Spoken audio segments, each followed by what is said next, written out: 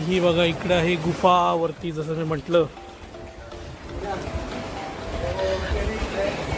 Wow, एकच number मित्रांनो. वेगळंच वाटतं इकडं. असं वरती जाता येईल म्हणा, पण नको आता जायला वरती. सगळं दगडेच.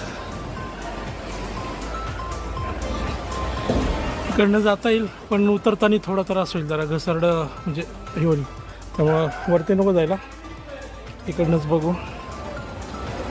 फक्त माती राहिली.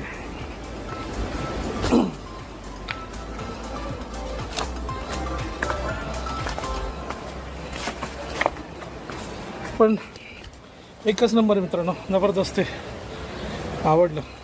मस्त लोकेशन आहे.